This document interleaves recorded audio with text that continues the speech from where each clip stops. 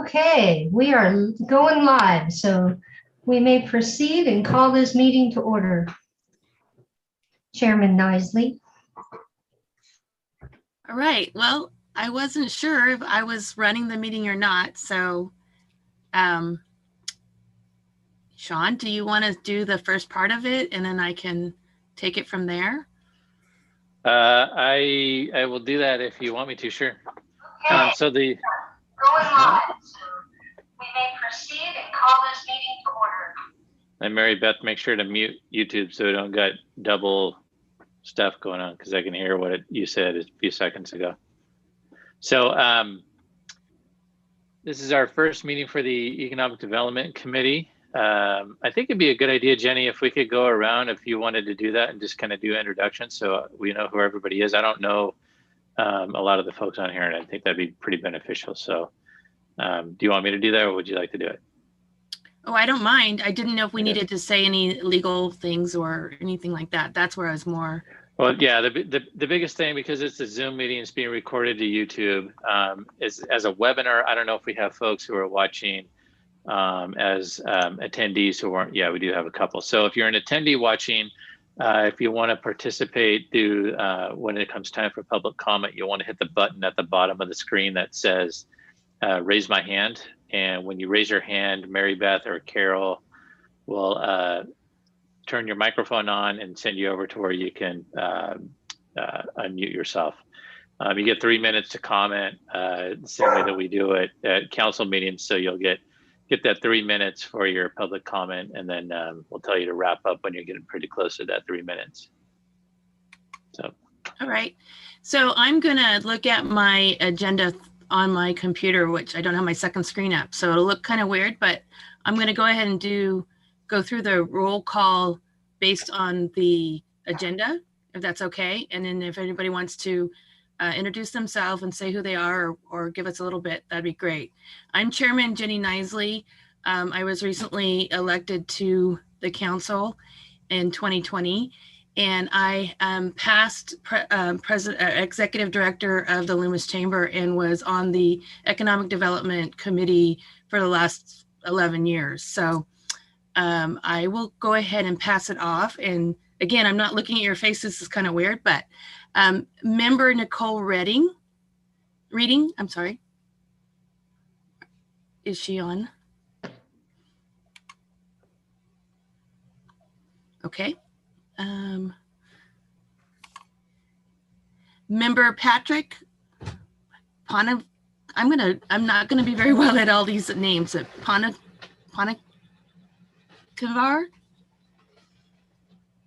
Patrick? You're back. You're muted. Patrick, you're muted.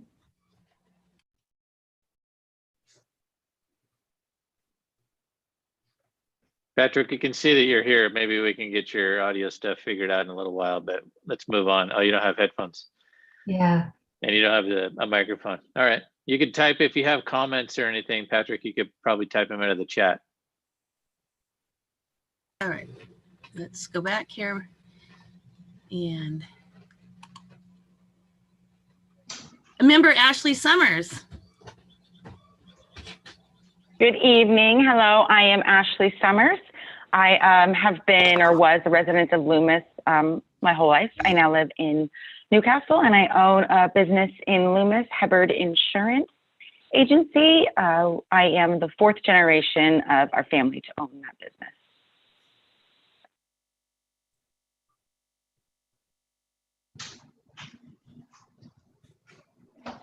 It's a little harder than it seems. I think I should have printed the agenda out. Sorry. Member Mark Gear. Hi, am I unmuted yet? Or yeah, I'm good. Mark Geyer. So I've lived in Loomis for about 16 years now. Retired school district superintendent, HR manager, and just interested to see what's going on and participate. And I'm sorry, I should have probably went Vice Chair Bonnie London. Welcome. Hi there, Bonnie London, and I'm on the Loomis Planning Commission. I'm also on the Steering Committee for Leadership Loomis, and my background's in healthcare. Member Ryan DiMartini. Hi, I'm Ryan DiMartini. I'm the current president of the Chamber of Commerce and a member of, well, what's going on, the Economic Development Committee for the town.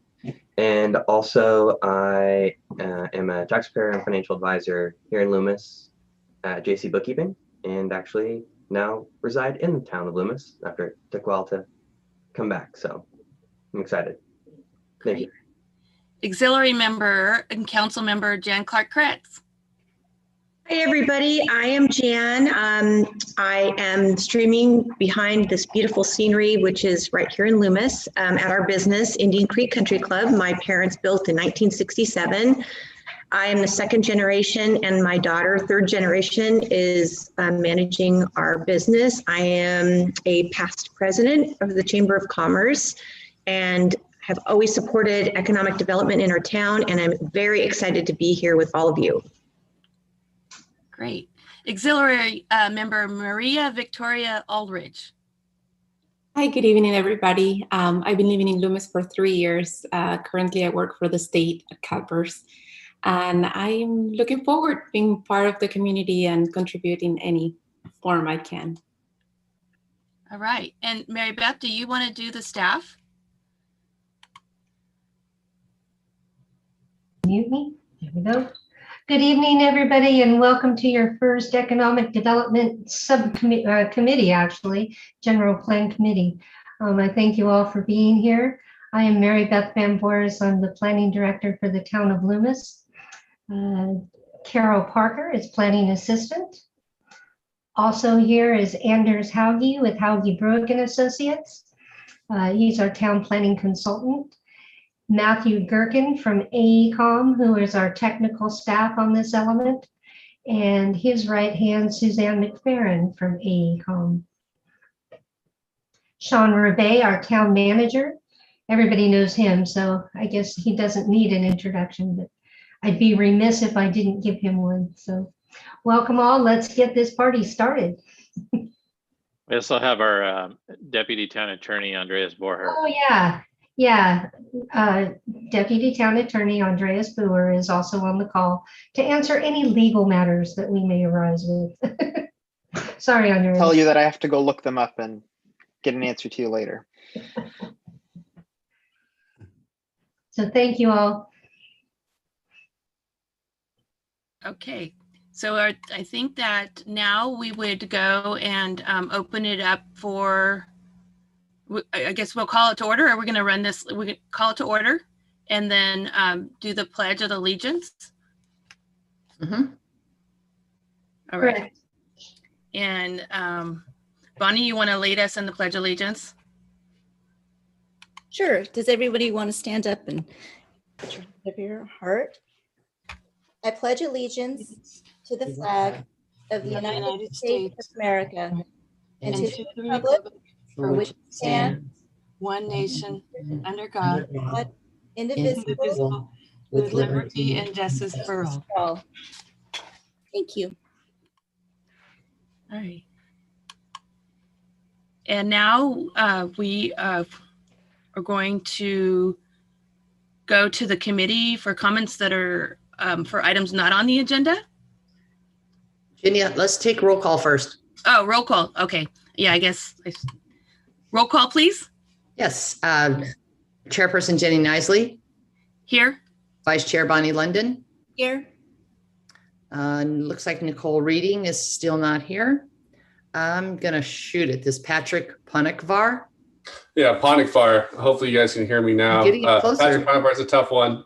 First year Loomis resident, or we moved here in 2019, but it's my first year on the council. So excited to be here. Thank you all. Okay. Ashley Summer. Here. Mark Geyer. Here. Ryan DiMartini. Here. Jan Clark-Kretz. Here. And Maria Victoria Ulrich. Here. Okay. Great. So now we have the opportunity for the committee to make comments for anything that's not on the agenda, if you have anything. So if you're a member of the public, you'll need to raise your hand by hitting that button down at the bottom of Zoom. That's on public comment. not committee comment. Yeah, I was going committee, and now I'll go, if there's nothing from the committee, then to the public comment. And as Sean said, remember to raise your hand. Is there anything that you would like to say that's not already addressed on this agenda? No hands raised. All righty, so now we call for the adoption of the agenda.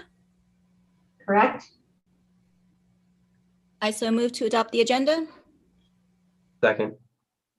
Who was that to give the second? Thanks, Ryan.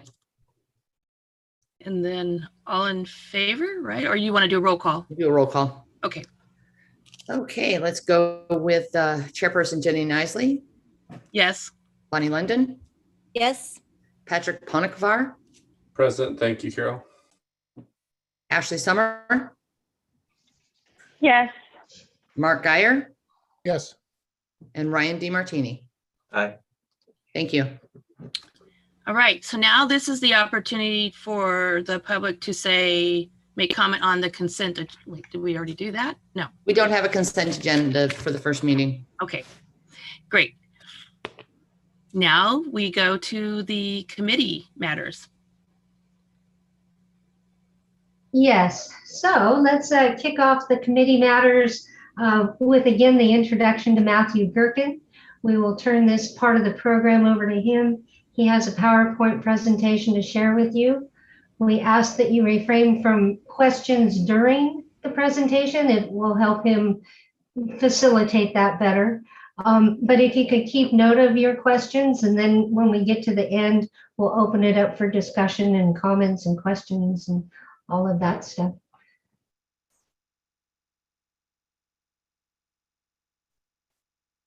Whoa. I thought I just shared my screen, Matthew.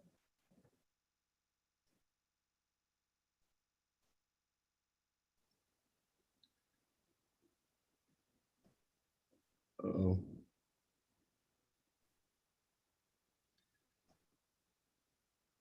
I see a Google sign into Zoom.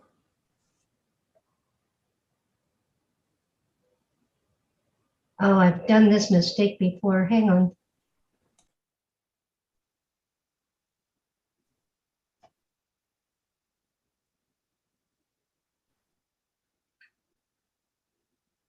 Okay, I am sharing my screen, so you should be able to go, Matthew. Mary Beth, you need to stop sharing your screen and turn on sharing screen for Matthew or for panelists. So there's a caret on the right-hand side of share screen that'll let you. There we go. I had to get that portion back. Okay, you're good. Thank you, Sean.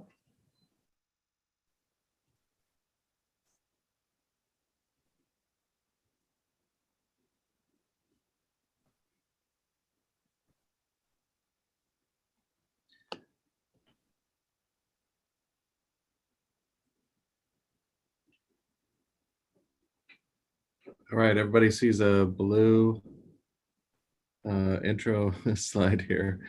I'm going to, hello everyone, Matthew here.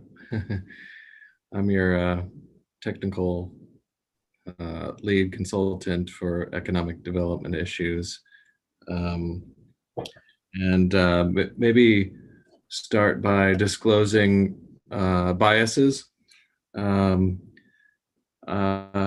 In my educational background and professional background, I've tended to believe that economic development and fiscal issues are the reason why many things happen and don't happen at the local level in terms of planning. So I think this is a critical committee, critical input, important for the overall general plan, even though economic development in state law is not a mandatory element of the general plan. It is an existing section within the land use element and important looking forward. Tonight, we're going to review some highlights of the economic setting, which you have access to through the town's website in all its glorious detail to provide comments on. Talk about some key issues and trends, look at a piece of the existing economic development goals in the land use element, and then assign homework that will inform future committee meetings on this topic. This slide shows conceptually the process for developing economic policy as a part of a general plan or other planning documents, starting with background research, which is what we've done and incorporated into the background report, looking at historic changes in land use and vacancy rates, population change, fiscal issues. We've also taken a look at projected retail demand. This is based on household projections, income, assumptions on retail capture rates, and how that translates into retail development on a per acre basis and also square footage basis. Another critical component, especially for Loomis, is projected office and industrial demand.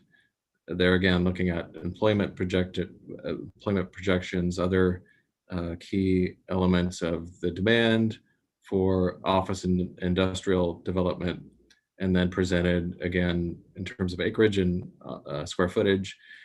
And then the next steps on the far right here, this is really where it gets more interesting, looking at the background report, what it suggests that we examine more closely based on your input, and how we should revise the economic development existing conditions report. And then looking at policy recommendations, what goals, policies, objectives are still relevant, where are there gaps, and how should those gaps be filled.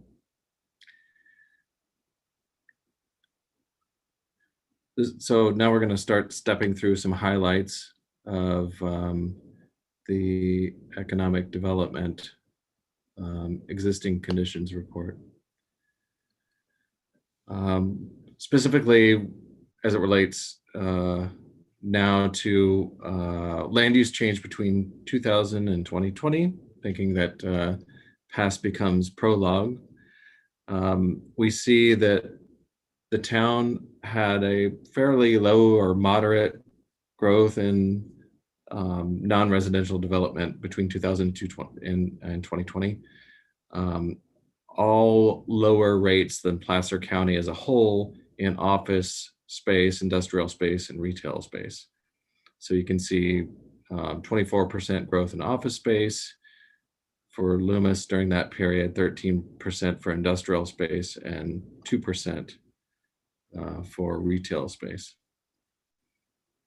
And then related to the growth in non-residential development are the fiscal impacts, not just employment development effects, but the fiscal considerations. And on this slide, you can see where taxable sales revenue is coming from in Loomis compared to the comparison communities, Lincoln, Rockland, Roseville here. And you can see that for Loomis, the sales tax revenue coming from non-retail establishments is much higher percentage of total taxable sales coming into the town relative to these other communities, which you might know just inherently without looking at data and thinking about the very large retail developments that have sprung up in these other comparison communities. That's just a note to for relative to fiscal impacts looking forward. Another kind of highlight is a lot of times in terms of a general plan update, we're looking at land use policy, we're looking at transportation and economic development policy, all relevant policy areas. And one concept that we oftentimes think about is what are the occupations of local residents versus the job types that are available locally. And here you can see on this slide that there's a mismatch going on between the occupations of residents that live in Loomis compared to the occupations of workers for jobs that are located in Loomis. And while there are over 3,700 jobs available in the town right now, only 5% of employed residents live and work in the town. And if there is the desire to create a better match over time, then we might think about policy that makes the two pie charts here that are on your slide here look more similar to one another. And then another element to that is income.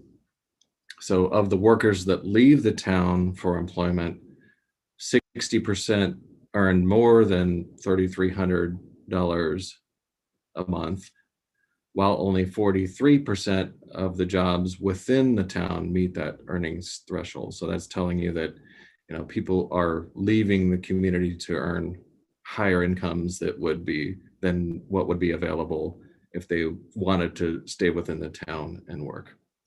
And then the biggest mismatch that you see in orange here on these pie charts is for the construction industry, where more than 1/3 of the jobs in the town are in the construction industry, but only 9% of the occupation of Loomis residents are in that industry. And there are other areas where there's variance too, and we can get into that more later if you like. Looking to the future, based on regional projections, demographic projections, assumed employment capture rates, and many other assumptions, regionally, it looks like for Loomis, or based on regional data for Loomis, the biggest net change that's expected in employment between now and 2040 is in the office sector. So the fundamentals are suggesting that there's more demand for office-related, office-type jobs if Loomis accommodates space, building square footage, amenities, the other things that are necessary to support competitive office jobs, that the town could capture more of those sorts of jobs compared to these other sectors that are included on this slide.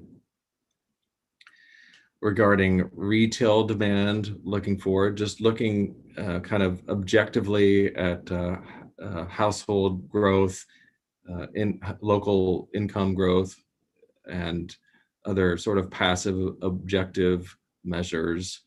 The town between 2020 and 2040 looks like could accommodate another 17 acres or 185,000 square feet of retail. And that doesn't, I mean, that would be inclusive of the currently approved Costco project. So it's not 185 plus the Costco project, it's 185 between 2020 and 2040, and Costco could meet some portion of that demand. It's important to note that this is based on math. It's not based on a special retail project becomes located in Loomis that draws demand from the region and outside the region based on special circumstances. This is just kind of looking at the math objectively. What demand are we seeing looking forward?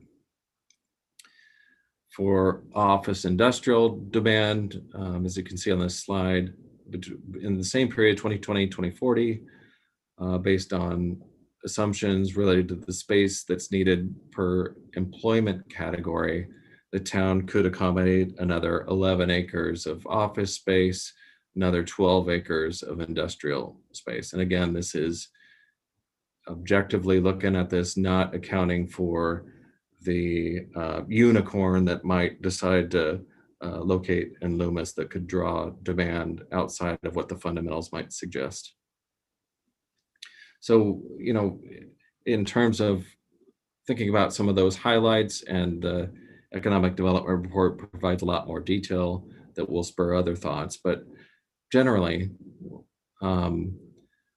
we're thinking about what economic development conditions or trends we should really highlight in this report to spur policy discussion, how policy should be changed in response. We want you all to be thinking about what are some of the key challenges, but what are some of the key opportunities related to economic development that we should try to take advantage of in this general plan update through changed policy and implementation programs. And if you have other thoughts related to promoting economic development locally, that would be totally germane for us to consider here and to embody in our revised economic development conditions report, and then ultimately in the updated general plan itself. The existing general plan does include a discussion of economic development, like I said, within the land use element. On this slide, you see the existing goals to encourage and assist existing industries and businesses to stay in Loomis, to expand, to recruit new businesses, preserve and enrich the historic character, especially of the downtown area, which can have its own economic development ramifications looking forward. And then think about developing tourism in Loomis by attracting, developing, expanding special events, recreational facilities, and capitalizing in the historic character. Within the realm of these 4 goals, for this general plan update, we want to think broadly. What do you think of these goals have been achieved already? Which goals are still relevant? And where are we missing important topics that should be explored through goals and policies, objectives, and implementation, on the ground implementation to realize the new goals? This is the fun time where I, through the chair, assign your homework. The reams of reading material that are available for review, and you can see at the bottom of the slide here the web link to that material. We're looking for your comments on where there are gaps in the existing information, maybe where we should expand on a particular topic related to economic development. And then looking forward, we want to know, how should the goals be revised? How should objectives, measurable objectives for how are we doing on economic development, how should they be changed? What policies are great, we should keep them. What policies are missing, and where should they be reworded for greater clarity or impact? And then with regard to implementation programs, that's kind of like a to-do list for town staff. What tasks should we enshrine in general plan implementation programs to be that to-do list for town staff in promoting economic development? For comments relative to the element itself, we're asking, because it's easier to catalog everything, that you use the comment form or this email address, gpupdate@loomis.ca.gov. That way we can track everything, keep track of everything, and come back to you in future installations of this Economic Development Committee, and bring the conversation toward changes to the general plan itself. Thank you, Chair, and I can entertain any questions at this point. Yeah, thank you. I think that we should just open that up to the committee's comments or questions to Matthew or So staff. any committee members, if you raise your hand, you will be brought in as you show up. Jan, go ahead, unmute. Okay, thank you. Thank you, Chair. And thank you for a great presentation, Matthew. My question is about the market analysis that you referenced in your previous slide. Is that a market analysis that's going to happen, or is that the one that already exists? Can you maybe kind of dial down on that one for me? Right. The projections on acreage and square footage by sector, right? That's what you're asking about. So I guess what I'm asking is, I know in one of our other committees, we talked about the fact that there is a market analysis or a retail analysis that might have just been finished. And it seems like that would be kind of important for us to know. Is that where your numbers are derived from, or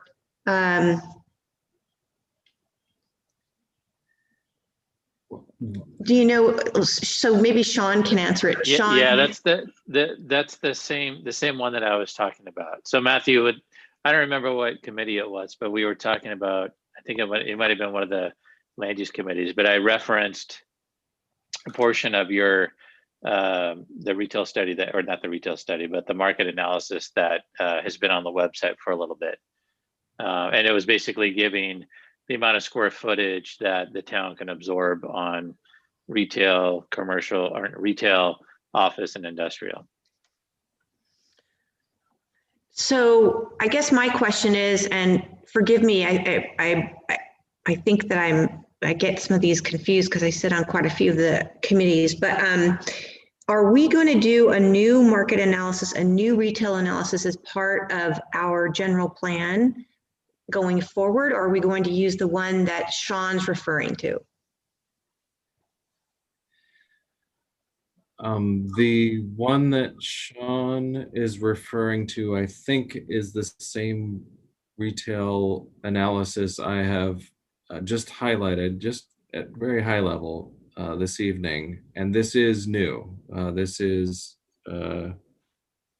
new information. And it is at a very high level, 10,000 foot level, not trying to think about demand for women's fine clothing versus demand for gelato. You know, it is very high general plan level. And to my knowledge, there is not, Sean, correct me if I'm wrong, a plan to break that down any further or do new retail analysis, market analysis looking forward to support the general plan update. Yeah, that's right. There, the idea of breaking it down into further sectors to say, like, I don't know, capturing retail goods versus furniture stores or whatever, that wasn't something that we were looking at. It was looking at retail, office, industrial, et cetera, et cetera. That's about as granular as we got down, which is not too granular.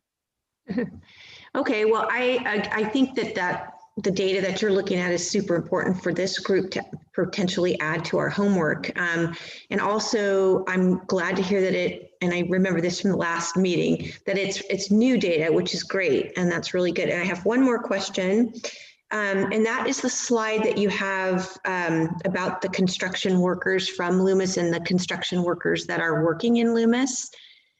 Now, are those construction workers putting housing up, or are you talking about companies that do construction and those are their employees? So can you maybe explain that a little bit to me? The 34%.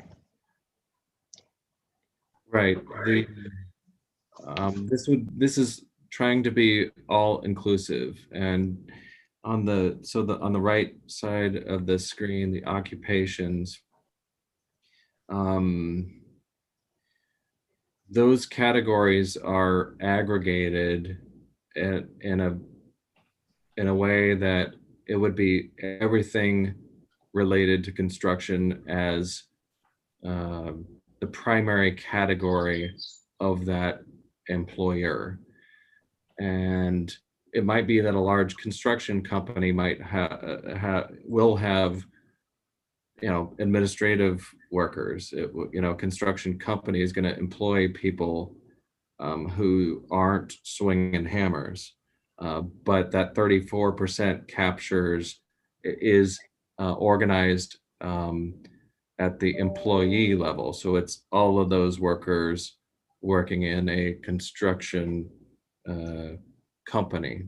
You know, it's not subdividing by what's your job within that construction company.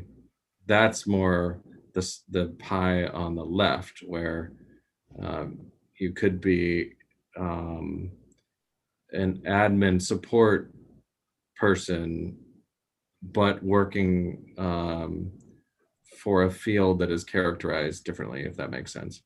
Yeah, yeah. Okay, thank you. And let me just say, Councilmember Clark-Kretz, you know, you're asking about is there more market analysis to be done? You know, that could lead to a question of demand locally for development in different sectors. You know, this is passive research and analysis, you know, and a lot of economic development activity happens not in the math and the spreadsheets, but based on an individual with a passion for doing something they feel can be successful in a local place. And so I just don't want to let this question go by without noting we're looking for your input and actually looking into your networks also. What could be competitive locally? What could really be successful locally that maybe these numbers are not capturing, that we should adjust the general plan to accommodate? So I just want to note, these are the dry numbers. We're looking for also a more detailed narrative to support that. Yeah. Well, I just bring it up just because it's been a discussion for several years, you know, how much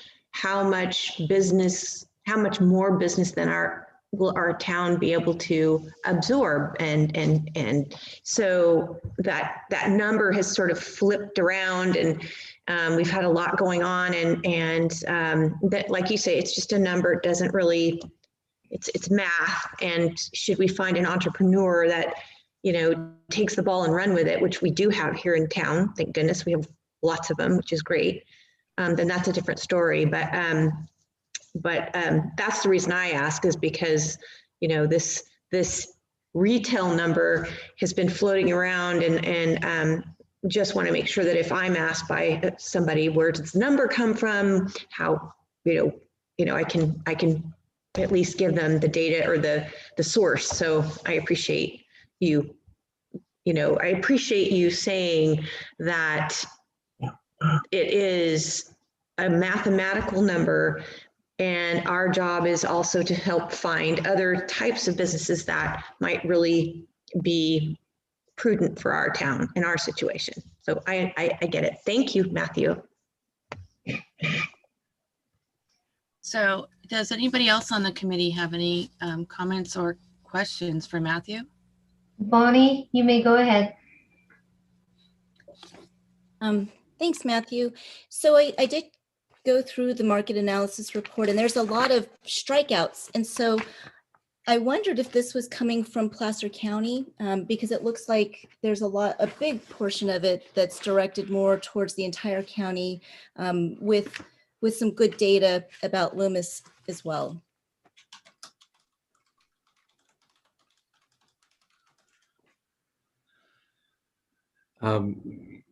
You know what? I won't be able to give you a super detailed dissertation style answer to that question, but yes, a lot of employment data is only available at the county level, on the employment side in particular. And so we are, you know, our approach is basically present as granular, disaggregated local data as we can, without going out to every property and conducting our own primary research on the activities happening in every building in the town. So I think you're right to say for sure some of the data is county focused, but I do think that we present everything that's for the town specifically that is available. And if there are, I would say actually, you know, that's a really good sort of prompt for everybody on the call is, hey, if you want to know the answer on this county presented piece of information or trend, if you want to know the answer for the town, put that in a comment bubble, or you know, or in a an email on the to the GPU update email address, and if we can track down that data, we'll add it. I think that's a really helpful comment. And so if I understand correctly too, I mean, a big part of what we're trying to do is, you know, define who the residents in Loomis are, what their needs are, so that we can also, you know, have a better understanding of what opportunities there might exist. I think, you know, also like Jan and some of the other town council and planning commissioners serve on a couple of the other elements. And I thought the housing element did a really good job about the demographics, about who are the people that live here in Loomis. And so maybe if there's a way we can pull just some of the basic highlights of that, I think that would be helpful, because some of the takeaways from there is that we are aging even more than Placer County, which is aging even more than California, which is aging even more than the United States. And so I think that's a really important, you know, I guess, Yeah. you know, part of who we are. But then also another homework maybe, and actually I you know, would hope that, you know, it's a good homework assignment for all of the committees is, the town had a, you know, Rural Main Street Technical Assistance Grant from SACOG, and Michelle Reeves did a presentation on the Loomis civic identity as to, you know, kind of, again, who we are. And she was able to get over 500 survey responses. And there's some really good information she got there too about, you know, what are some of the interests. You know, I think there's some common themes that flow through. You know, I think there is a lot of rugged individualism. There's a lot of do-it-yourselfers here. We definitely love local and want to shop local. And then she also brought up some really good, interesting points about, you know, the economic impact if we continue to age and we don't bring in more new, you know, the kind of impact that has. And that's also highlighted in the housing element, where you see that our median income has not increased the way Placer County as a whole has, but actually we've been dropping, because again, we're not bringing in younger people who are, you know, living at the height of their economic income, you know, or wage earning. So I think those might be some good, important pieces to add into the economic development. I'd like to also go back to your homework assignment and the goals, the previous goals that you have listed on that slide, and how we have measured to those and whether we want to change those.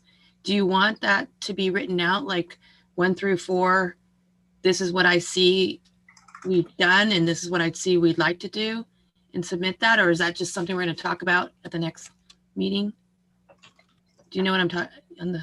I don't know what slide number it is. Through the, I think at the end of your presentation, you said we had homework, and there were the 4 goals, that the existing goals. Yes, yes. Okay. Yes, of course.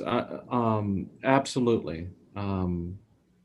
If you have thoughts as to which goals aren't relevant anymore, what new ones we need, etc., that is 100% encouraged through that email address that's listed on the bottom of this slide. Your question was also about what are we doing in these next 2 meetings. So the next meeting, we are going to be talking conceptually about changes to goals and policies, objectives, and implementation measures. I say conceptually, but because in the next meeting, I don't want to get into where we put the comma and exactly, what words we use, but what are the big concepts on how the general plan should be changed. And then the third meeting is to go over more detailed consensus on those changes. So that's we're expecting three meetings for this committee to wrap up in 3 meetings. Mary Beth, right? That is correct. Okay. If we need more, we'll add them. But the goal is, read the material, provide your comments, let us regurgitate that back out, address it, and move on. So as Jan had mentioned, there's several of us that are on multiple committees, and there's like the Taylor Road Downtown Committee. Some of our comments and some of their comments, I mean, it just should be encouraged that I guess this committee go to the YouTube page and look at those past meetings and hear some of the comments, because that kind of affects the economic development and what's happening down on the Taylor Road downtown also. And what will happen in that regard, Jenny, is even though all these committees are kind of different days, different times, the comments are being floated between the committees that they represent. So if circulation's talking about something downtown, it will end up being forwarded to that committee. So, we structured these meetings, 3 meetings and regular monthly, just so we could stay on track. If there's enough information that goes back towards economic development and they need more time to assemble that information and get it back out, then we may skip one meeting, say the May meeting, and assemble all that stuff and then reconvene in June. So it's not that we're on a 3 meeting fast track, we're on a 3 meeting get it right, I think is the best way to put that. Right. I just know that some of the tourism conversations that we've had in the past are ag tourism and those types of businesses and how those fit in this, and then I'm hearing you say that we need a lot more office space. And so just getting those numbers and hearing what each committee has to say is I think very important. But I would definitely like to open it up to some of our other committee members who haven't said anything, if they'd like to have a comment at least. Yeah, Vicki, you're on deck. There you go.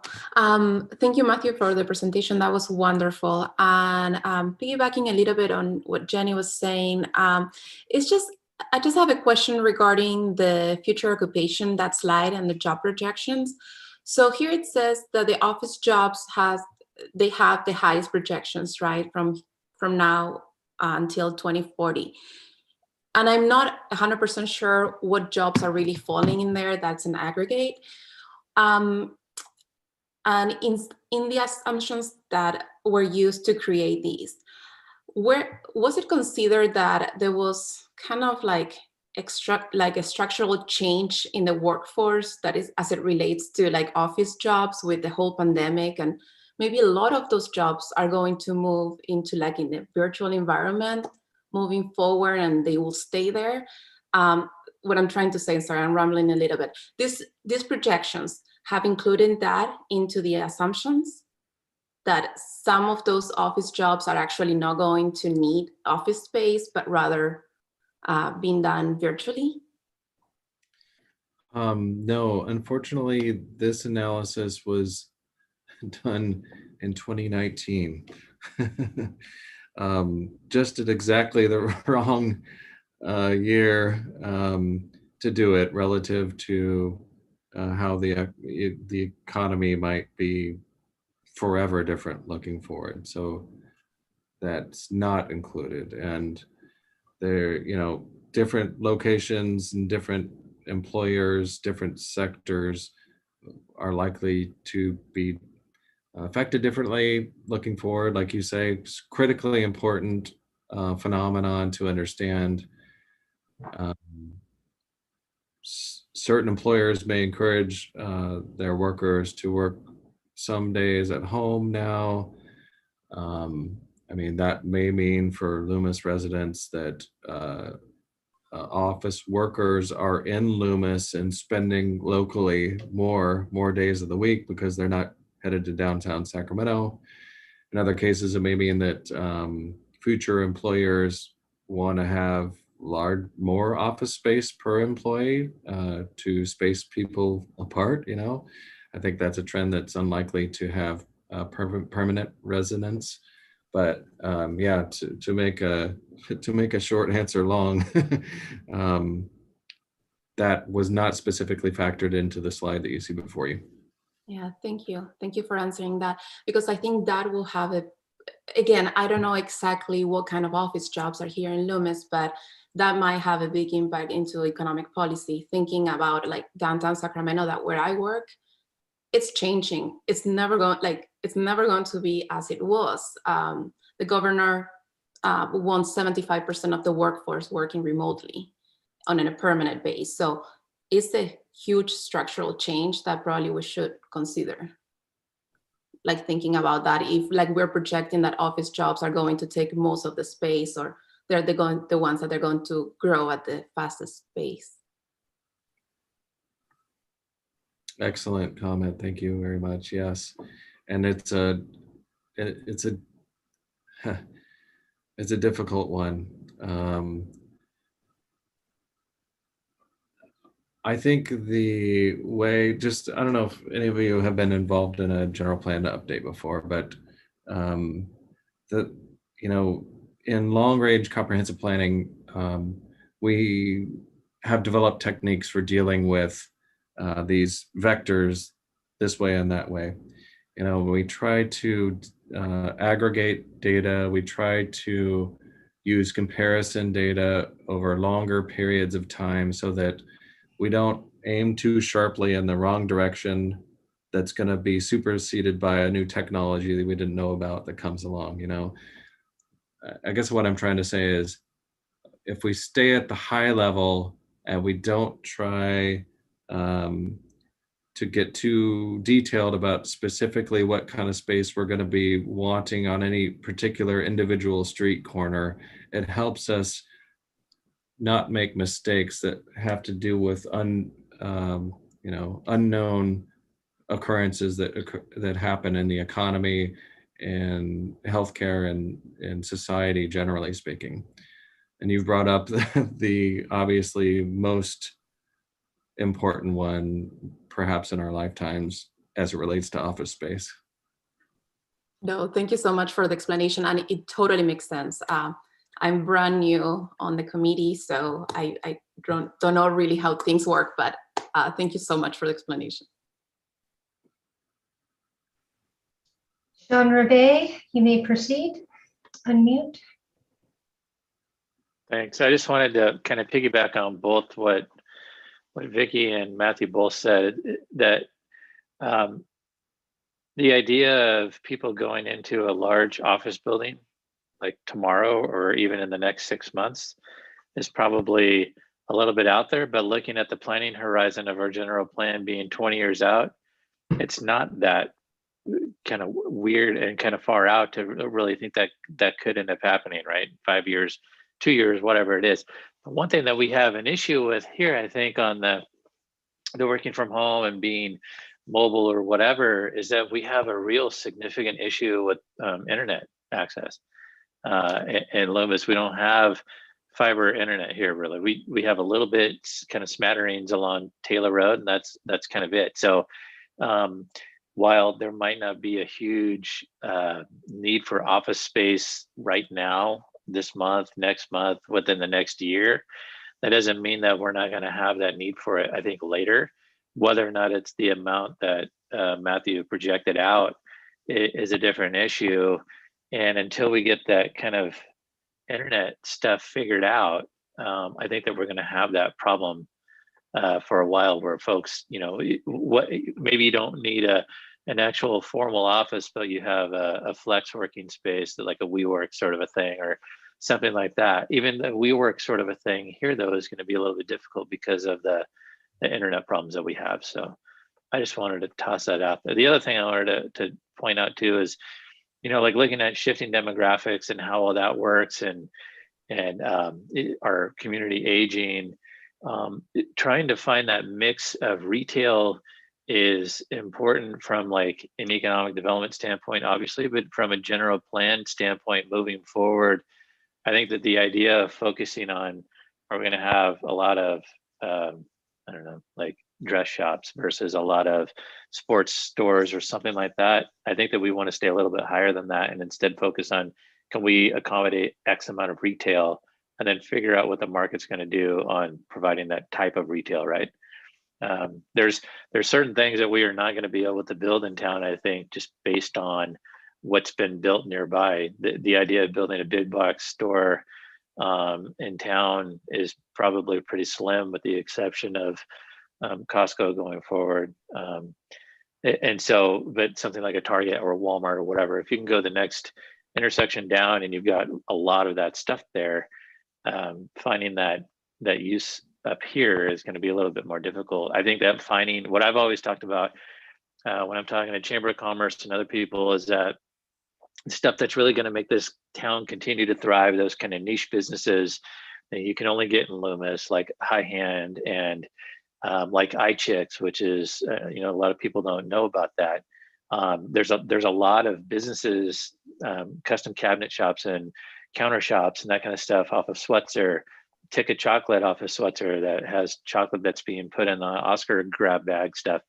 Those kind of businesses that you can't go anywhere else for except here are what is really going to continue to make this town thrive. And then just figuring out what that mix is going to shift, you know, year to year, 2 to 3 years at a time, based on market preferences and who we have living in town, and then who we're able to draw from. You know, I'll tell you, like High Hand pulls people from Marin County, Bay Area all the time. iChicks does the same thing. There's the tobacco store over by Ugly Mug, Tobacco Republic, is like this, and I don't smoke, so I don't go in there or anything, but it's apparently like one of the like highest like concentrations of like hard to find cigars or whatever anywhere around here. And so there's all kinds of people that come to that. There's these niche businesses that you can't go anywhere else for, and trying to cultivate those and keep those kind of businesses coming here and supporting them is what's really going to, I think, help the town continue to thrive. So my soapbox, I apologize. Mark Geyer, you may unmute. Thank you for allowing me to unmute. Probably I would echo a lot of things that previous members and officials have said. I appreciate Matthew's comment about the fact that we're really looking at kind of a 10,000 foot altitude of looking at things. So just testing my understanding for our homework, we're going to try to look for specific examples as to whether or not the existing strategic goals in this part of the general plan are serving their purpose or how well they have done. And then with all the change that we see coming on the horizon regarding digital commuting or you know, unique, you know, boutique shops or specific businesses, in the recommendation for crafting additional goals for the general plan for economic development, it seems to be quite a challenge in terms of making those broad enough to be flexible for serving the needs, but also having enough specificity to provide a reflection of what Loomis is in terms of the community, in terms of what's important to the community itself.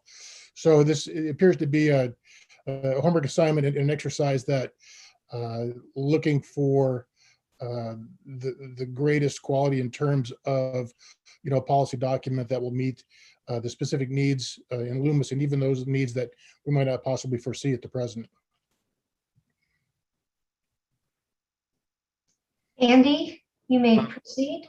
I'm sorry, Mary Beth and Chair, could I just interject that,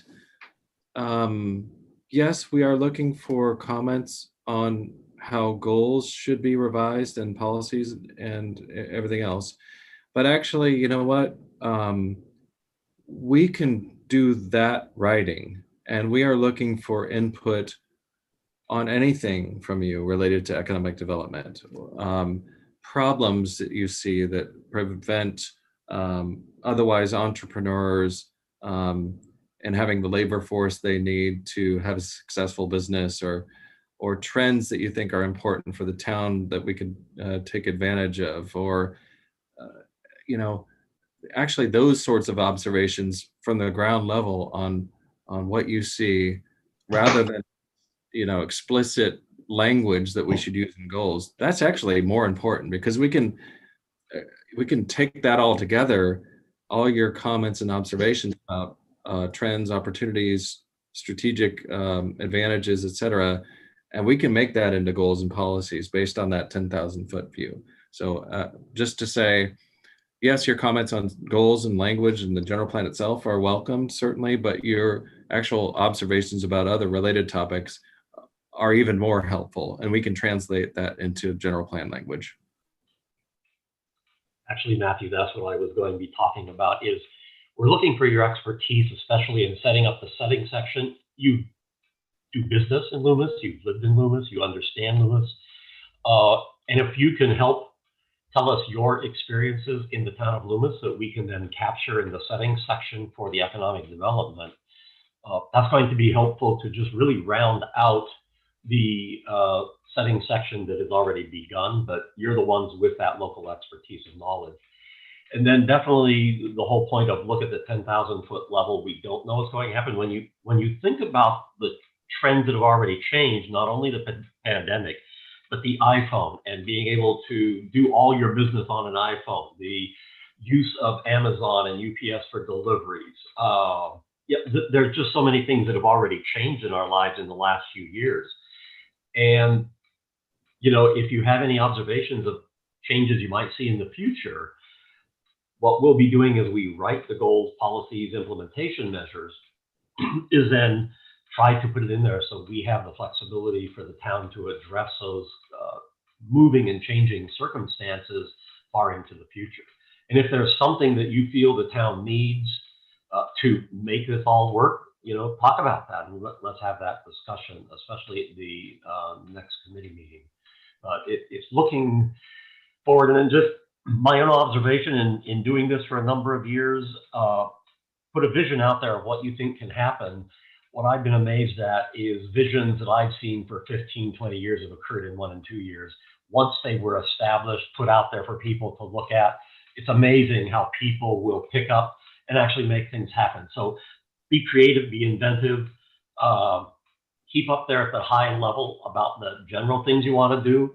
I know Michelle Reeves kind of brought up, linking the ag into our retail commercial. How do we do that? Maybe think of some policies that you would like to see happen in the community that would actually make that happen and solidify rural, that Loomis is a rural small town based at one time on agriculture, and you still have that today.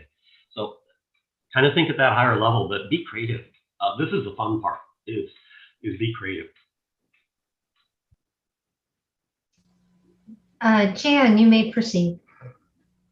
So we should probably bring up the parking issue that we have here in town. And I know Sean has been really vocal about trying to get our parking zoning changed so that, people coming in wanting to bring their businesses in, if they just look online and they see your parking situation, they may not even come in. And so we talked about this in another subcommittee as well. So I think that's a really good example of something that we might be able to fix here in this subcommittee, is to just make parking easier for our businesses coming in and easier for the people that are shopping at those businesses.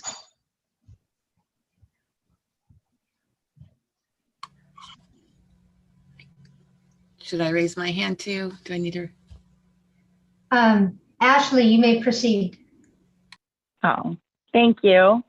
I'm just curious, have any of you guys talked to anybody who was part of creating the general plan update last time and asked how they were possibly way off in what they were anticipating, what it would look like over the next 25 years? To what we're creating now, to try to maybe use what they've learned or what really is completely different, to kind of go forward on this as well, to figure out where maybe it might be better to be more vague instead of less vague.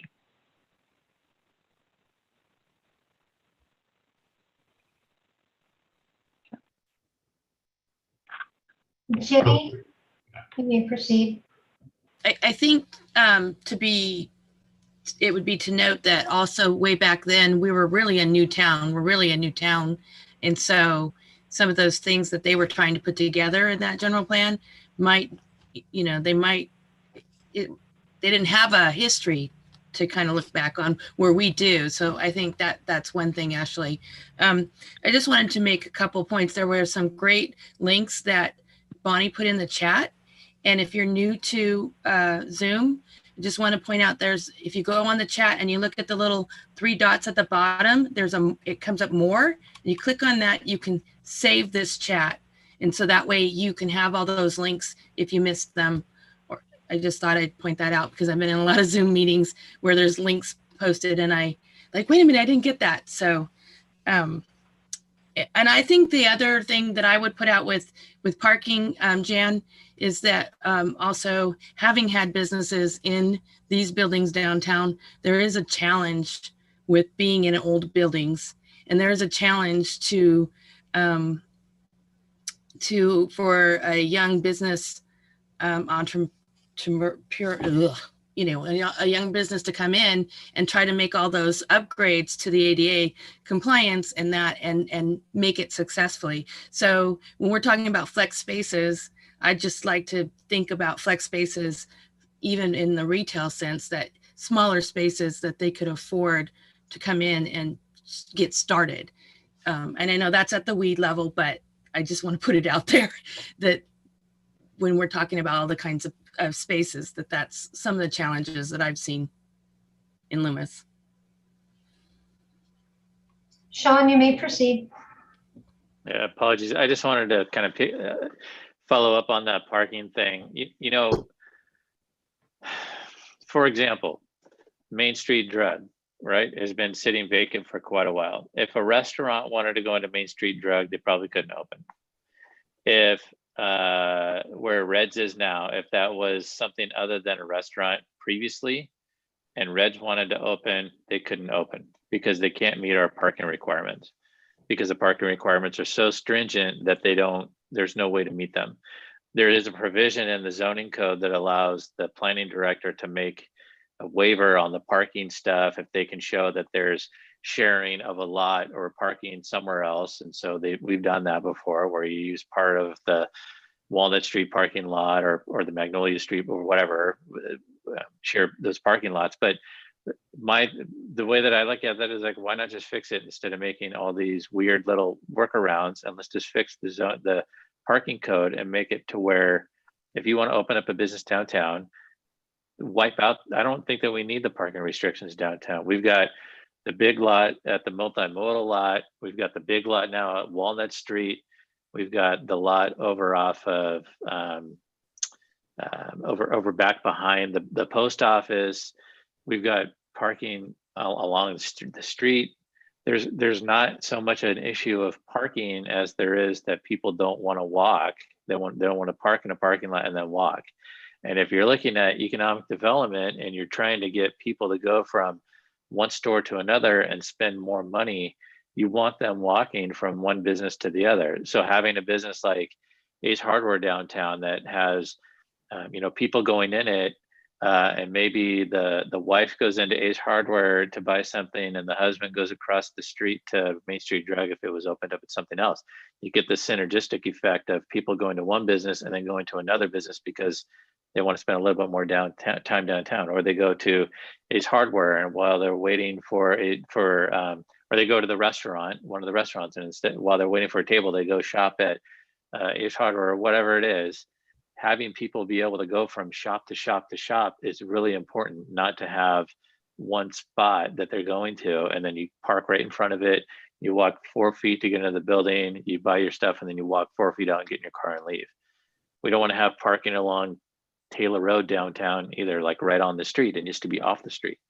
It's all stuff that Michelle Reeves talked about in her first presentation that she did at the town, that you don't want to have those parking lights right on downtown, right on the main street there. You wanted to have them a couple or block off or whatever. So that way people are forced to walk and then go, you're walking by a store and you say, oh, that's kind of a cool store. Maybe I'll go in there even though I was going somewhere else. So that parking thing is really something that we need to address, and having the general plan committee make a recommendation on that, I think it would be really helpful. And the downtown land use committee is where that discussion took place prior to this meeting. But they've kind of focused more on proper signage and, you know, showing people on Taylor that there's public parking, you know, turn left, turn right, you know, and that directional type signage to get people off of Taylor and park and walk. And that was a really good recommendation from that committee going forward. Yeah, 100% right. It doesn't do any good to have parking off the street if people don't know that the parking's off the street. We need to get the signage fixed for that. So during this meeting, I posted Michelle Reeves' Rural Main Street Technical Assistance Program presentation, which is on our website. Also, Bonnie posted the draft housing element. I think it's important when you go to our general plan update page, if you can kind of take it from the top and see the format that it's laid out in. We have the town's current mission statement, which was adopted in 1991. Maybe that isn't what the town's, you know, gearing towards at this point, and maybe some tweaks need to be made there, but, you know, with everybody's consensus. So the more people that provide comments and, you know, we gain those general consensuses, we can at least then take forward viable recommendations to the Planning Commission that they can recommend to the council in approving this general plan update. The Housing Element Committee, PlaceWorks did a survey. We launched that. They launched that. We had a link on our Facebook page, and the last Housing Element Committee kind of touched on some of those things going on with housing, and it really, the survey, if you took it, you know, age demographics, how far do you travel to work, what do you do in Loomis, kind of thing. We're bringing them back on April 20th to the Housing Committee to do a full presentation on that survey and really get down to the meat of what all that talked about. Because I think that's important. You know, we had over 200 people that actually completed the whole survey. There were people that maybe only answered 1 or 2 questions and that was it. We couldn't capture those 1 or 2 answers. You either completed the whole thing or not. So out of the completed surveys we got, it really creates an interesting picture, especially combined with Michelle Reeves' presentation. So Michelle's presentation is also on our website. I think there's even the link on our Facebook page that'll take you to it too. So there's just so much information, and I know at a certain point it seems like we're asking a lot of everybody, but the more information you can gain that can float back to economic development, the better off, and all of the committees play off of each other. So I think it's a good opportunity to, you know, yeah, you're on economic development, but pay attention to the bigger picture, and, you know, that'll give you that overview and hopefully make more sense to you. So if anybody else has comment, we would take that now, and then we need to open it up for public comment. Mary Beth. Correct. I see no panelists with hands raised. Attendees? Anybody on the attendee side would like to raise their hand and make a comment? I saw somebody had their hand raised right when I went there, but then it went down. So I'm seeing none, Sharon. There was a comment in the chat from Miguel about checking on the Wave and AT&T and all of that. And I would just say that I know that the council has a planning meeting coming up, and that's one of the things that that'll be discussed too. Is some of Miguel says he wants to comment. Miguel wants to comment. Go ahead, Miguel. Unmute.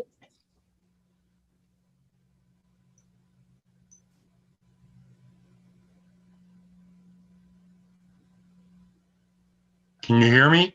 Yes, sir. Okay, a couple comments. the growth rate in Loomis has been about 1%. So we need to keep that in mind to keep the environment of the community. As far as construction jobs in Loomis, why we have so many? We have some real large construction companies like Western Engineering. I don't know how many they employ, but it's a lot of people. That's why the construction looks real high. It's not building houses. We have 4 or 5 major construction companies. The thing that we need is office space and professional space. To comment on what the lady said, what did you do when you had the general plan 20 years ago, since I was there? We maintained the commercial down Taylor Road. The land behind the library was zoned and is currently, I think, zoned professional and commercial. And so that was one of the things that we kept.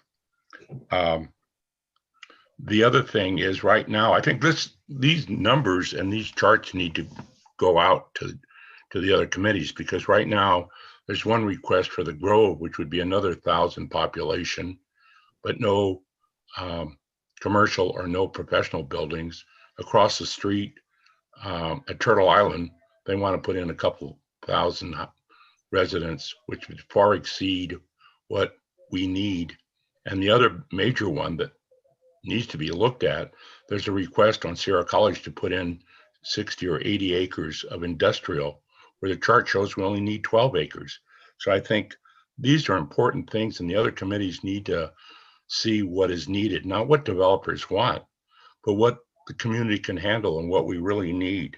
You know, those are the main things. As far as the parking study, there was a parking study done, I don't know, several years ago, not that long ago. There's like 500 parking places downtown, and as Sean said, you know, everybody wants to park in front of the store. But if you look right now with Gastro Pub and Reds and High Hand Nursery, well, High Hand has quite a bit of parking, but Blue Goose, there's a lot of parking downtown. It's just you have to walk a block to get to it. But the main thing I want to point out and leave with, the charts that were presented as far as the needs for Loomis for professional and commercial are really important, because right now with the 2 plans that come up, the Grove and the other one, and plus the one that will come up for industrial, they don't meet the needs of the community, or they far exceed the needs of the community. So these charts need to be given to the other committees so that they can see what the needs of Loomis are. Thanks.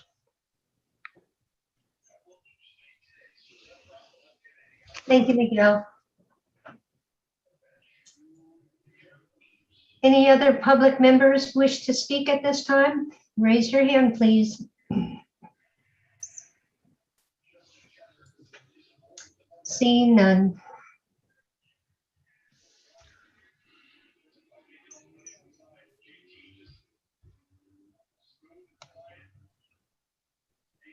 Jenny, you're muted. All right.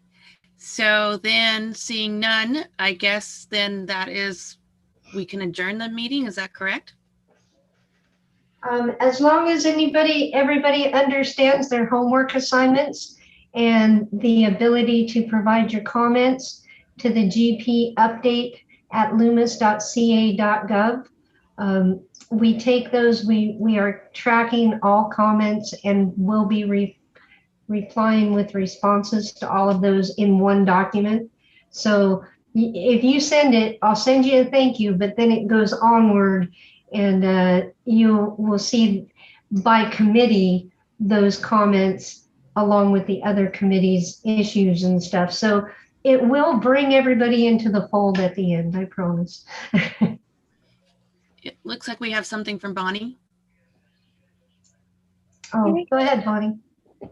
Thanks. I just wanted to clarify, are minutes being taken so that comments that are made during these committee meetings are being captured, or any comments that we make during the meetings, do we also then need to follow up and additionally provide the comments through the email?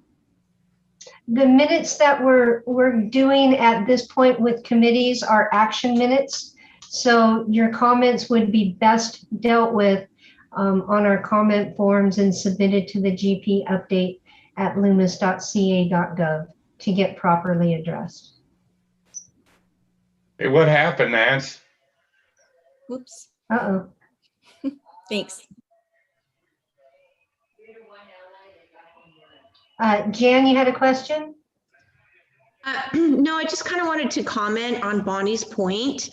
I think that, you know, we are all of us are serving our time here. We're providing really, I think, important information. And I think it would be really nice for our comments that we make during our meetings to be somehow put into the minutes so that we don't have to repeat the process and actually send in our comments, even though I'm more than willing to do it. But I feel like this is really important work that we're doing, and this is there's some really great points that have been made tonight, and I really would like to see those on a go forward basis and to be part of the process. And so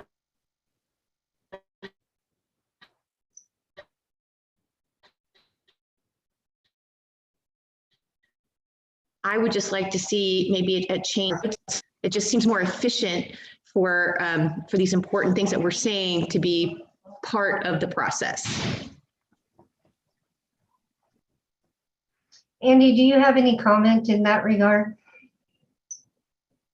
I think we could go back and do that and incorporate them. So Mary Beth, you, Carol, and I are going to have to get together and recoup how we pull those comments forward. But in the future, I'd say Carol will need to be part of the action minutes if a comment came up, what that comment was. And then we'll put them into the comment and response document that we're assembling so that the information can be shared. So it is important to capture these comments. Thank you so much. I appreciate it, and I just think it'll make everything more efficient. Thank you.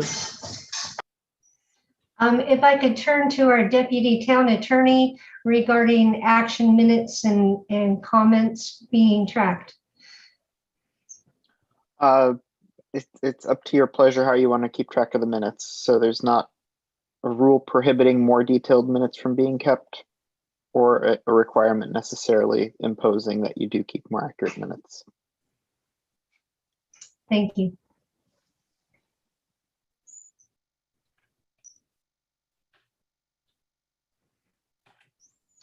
All right, do we have any other comments? I do. Jean Wilson. All right. Proceed, my dear.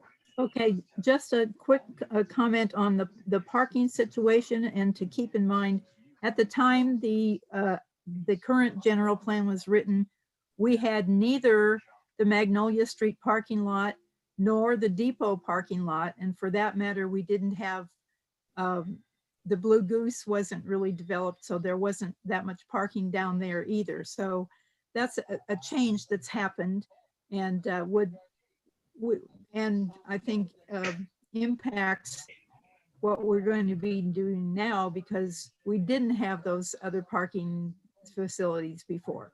That's all. Thank you, Jean.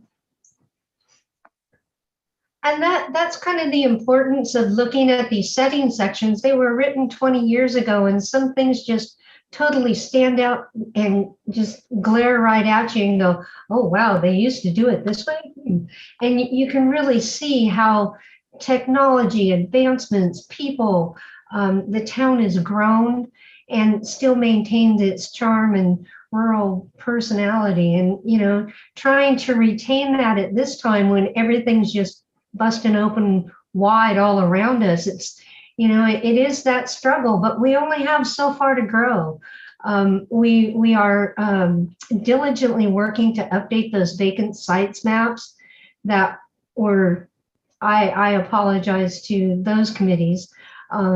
Those vacant sites maps were way off base. And I went from Brace Road North, and there were 44 parcels that were identified that are not vacant. You know, so those kind of things will give us a better sense of where we can grow and how we can grow. And I think once we get all these little refinements and all of that done, I think we'll end up with a really good project that the town can look forward to using and tweaking in the next 20 years. So if I could mention, just for fun, read the historic setting section in volume 3, because it does capture, you know, the history of Loomis. And I think that's important to have as we move forward, is to look back at the history and then look at how we move forward. But it's a great section. And, you know, just because you're on the Economic Development Committee and you read that cultural setting, that historic setting, you're just like, whoa, this is nuts, you know? You know, that's where those kind of comments really will overlap with the committee that's doing the work in that particular regard too. So in these kinds of things, the more the merrier. And, you know, in the end, we have a total of 17 committees of 9 members each. And I think just with all of these committees, and I mean, some people overlap, but I think we end up with a good sense of community pride in where we're going. So thank you. Chairman, I turn it back over to you. I have no raised hands. Okay, so then we can adjourn. Hey. Everybody. Thanks for taking time out of your day. Thank you, Matthew. Thank you, team. Thank you, everybody. See you next time.